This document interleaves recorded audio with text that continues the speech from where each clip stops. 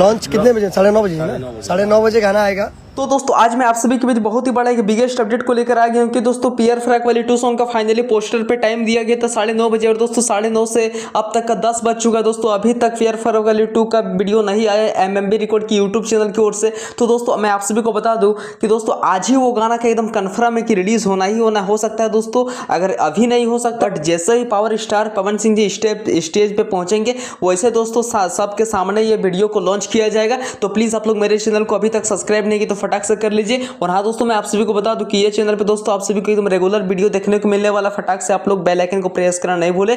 तो चलिए दोस्तों मिलते हैं नेक्स्ट वीडियो कर। और आप लोग दोस्तों 110% उम्मीद रखिए कि आज ही वो सॉन्ग को रिलीज किया जाएगा चाहे कितना भी टाइम क्यों ना हो। मतलब स्टेज पे मेरे ख्याल से लॉन्च किया जाने वाला। तो चलिए मिलते हैं नेक्स्ट वीडियो कर। Thank you.